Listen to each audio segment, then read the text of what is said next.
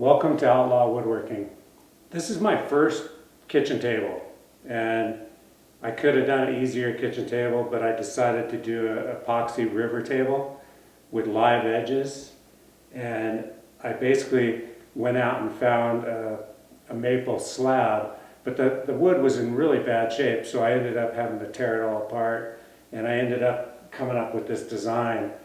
And it took 15 gallons of liquid glass deep pour epoxy, and I poured it 2 inches thick, and then I put 2 gallons of tabletop epoxy on top. And let me show you how I made it. The first thing I had to do was figure out a shape of the wood inside the mold, and I struggled with that for a little while, but I finally got a shape that I liked. And then it was a matter of taking off all the loose bark, and any loose material in the wood needed to be removed. After that, I started making my mold, and I siliconed the whole mold together, and then I screwed it, and then I siliconed it again and cleaned it. And then after getting it all siliconed up, I lay all my pieces in there, and I sealed all the pieces, hoping that the epoxy wouldn't stain the wood. And then after sealing them, I sanded all the edges down so that the epoxy would adhere to them, sprayed the mold release in the mold, and then put all the pieces in the mold just like I wanted them. And at this point, what you're seeing here is the final shape of all my pieces. And that took a little while to get the ones that I wanted. Then I clamped it down and weighted them all down so they wouldn't float when I poured the epoxy. I then mixed up the first 3 gallons of epoxy, and I realized that the amount of dye that I ordered was not enough to make the 3 gallons black. The first 3 gallons was supposed to be a darker black, and it turned out gray. And I just went for it, poured it. And the first 3 gallons, like I said, was all gray. So now, at this point, I'm mixing another 3 gallons, and I have not very many colors. So I poured this pink looking color, which I thought would be purple, but it turned out it was pink. And I poured that 3 gallons, and I mixed it in with the gray. And I basically spread it around, hoping that it would like create all these different textures in the epoxy. So that second 3 gallons was basically pink. And then the next 3 gallons, I put a blue color in there. And that blue color really changed it. It started looking really cool. But all these different epoxy colors, they blend really differently. So it's very interesting. And so this is 9 gallons, and I basically use the heat gun and get rid of all the air bubbles. And then I let it set up for a week. And then I sand everything with 120 grit sandpaper by hand and get it ready to pour the next 6 gallons. It took a total of 15 gallons for this big table. It's not that big, but it's what is it, 7 feet long by 4 feet wide, I believe. Somewhere right in there. So I sand the whole thing down and basically clean it all off. And then I mix up the next 3 gallons of epoxy.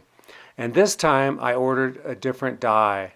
It's a dye called Black Diamond Pigments.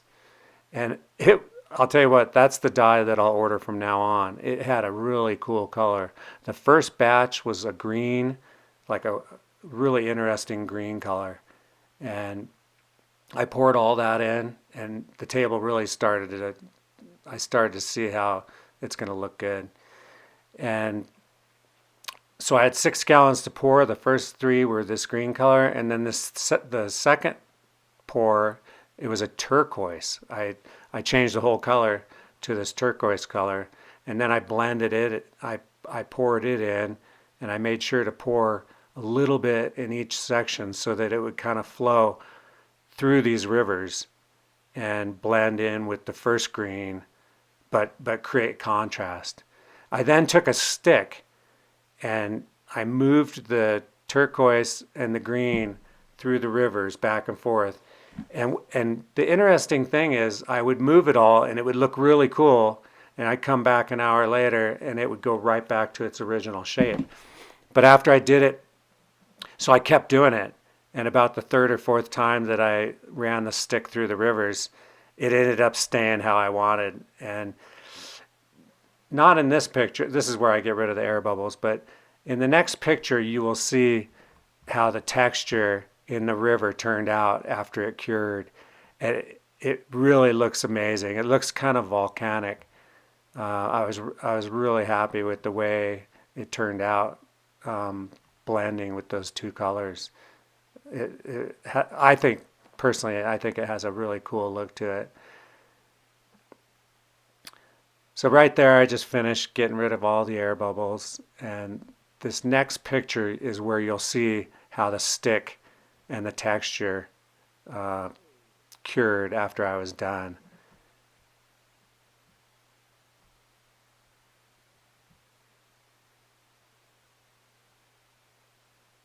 There's the texture right there. And I mean, when you look at it up close, it's amazing. It looks really interesting. I was really happy with how it came out. This part was really hard. I had to flatten out the whole table, and I used this DeWalt router. And the first pass on this DeWalt router, the router smoked and burned up. And luckily, Home Depot gave me another one for free. But I surfaced the whole thing, got it nice and flat, cut it really nice and square, and I was really happy that it had been coming out pretty good so far. I then took a little small quarter round and rounded off all the edges, top and bottom. After that, I start off with 80 grit sandpaper, and I go all the way up to 800 grit and got it nice and smooth. And at this point, I get my scale and I measure up some epoxy to seal. The first thing is going to be to seal this whole table, a seal coat. And I measure up equal amounts, and then I mix it up. And at this point, I'm doing pretty good. The temperature in the garage is around 75, and I mix up the epoxy not too fast, and I put the seal coat on. And the seal coat, right here, you see I'm just pushing it into the wood with a spatula, and I realize right away how beautiful this table is, and I should have left it. I should have left it alone right after this, but so I push all this seal coat in there. I get all the edges, and it's just beautiful. And so the directions on the top coat stuff is you put your seal coat on, you wait 4 hours, and then you put your flood coat on. So I get this, look how beautiful that is. I get this seal coat done, and I think, man, I'm really doing good. Well, here comes my mistakes. I The next batch I mix 4 hours later. I didn't realize it, but the garage had cooled down. And so I mixed this next batch, and the temperature in the garage is colder, and also it's a bigger batch, so I use a drill, and I put I know that I mixed too much air into the mixture, and it was just white. And then also I should have been using a notched trowel at this point, and I was just using a stick spreading this all over the table. Actually, a squeegee, sorry. And it was just a complete failure.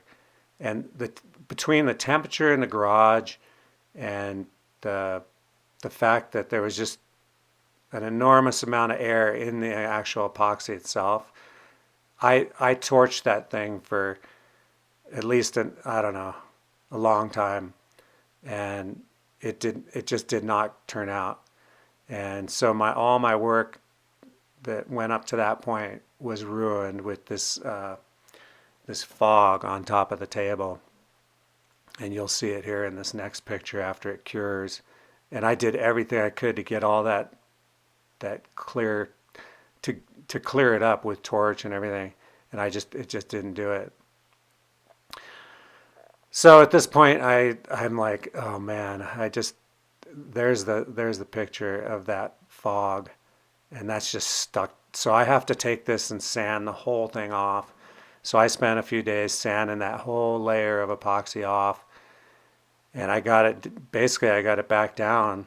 And then this time I decide, okay, I'm going to bring this table in the house, controlled environment. I'll get the house heated up to 75 degrees. I got a temperature gauge. I clean off the table really good. I heat the epoxy up in the sink. So now I've got this warm epoxy. I've got this warm environment. I think, man, I'm doing really good now. So I proceed to mix the epoxy. I haven't even been mixing this thing for more than 5 minutes yet. I basically I'm in the second. It's not even it hasn't even hit 5 minutes, and the epoxy just goes off and starts smoking. And I thought it was going to catch fire. I put it in another bucket and took it outside right away, and it was outside smoking for, I don't know, an hour. So at this point, I just wasted that gallon of epoxy, and I get another batch of epoxy. I realize I should not heat it up. I should not overstir it. I need to just take it easy. So I had the room set at 75 degrees. I left the epoxy alone. I mixed it for 5 minutes, and I didn't overmix it, and I poured it out. And at this point, I realized I've got something good this time. And so I get a notched trowel, and I start spreading it out. And I realized right away this batch of epoxy was really looking good. It was really clear. I was really happy with it. So I basically just take my time and spread this whole thing out. And once I get the table kind of covered up pretty good, I start running it over the edges. And I try to capture some of it so that I can use some of it later. And it started looking good. You can see that texture in the rivers. I was really happy with that. Anyway, I waterfall it all over the edge, like they'd say, and yeah, I spread it. I try to even out the whole table. It self levels also. If you have your table level, it'll self level. But I get it all spread out. I get all the edges where it's cascading over the edges, and it was a good batch of epoxy.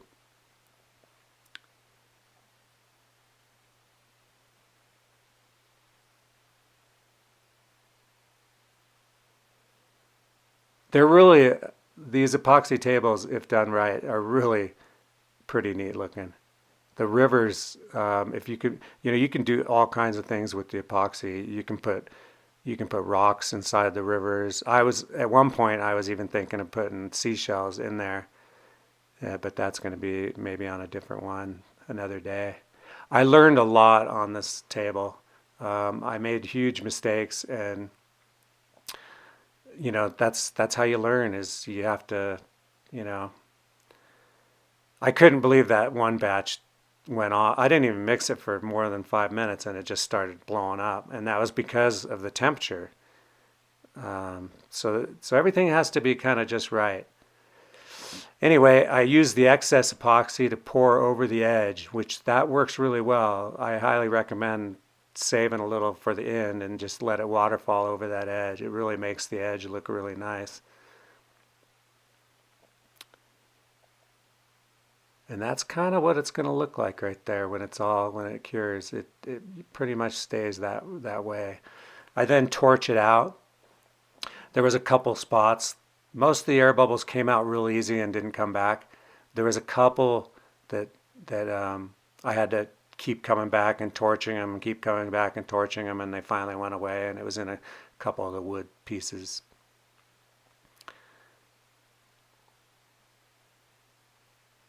I love the texture in the rivers. I think in spite of all those colors I used, I think it came out pretty nice. Thanks for watching Outlaw Woodworking. I hope you enjoyed this episode of the Live Edge epoxy table. And yeah, it turned out really great. Is it perfect? No. But it gave me a lot of learning experience, and it was a rewarding project. I especially like the texture in the rivers. It has almost like a volcanic look to it, and it was a pretty hard table for me to make, but I really enjoyed it, and the things I learned on it will make me that much better next time when I do another one. And I have another one to do. I have another slab that is in a lot better shape than this slab that I'm gonna make another one, so stay tuned for that. Anyway, if you like the video, subscribe, ring the bell, and I'll see you next time. Later.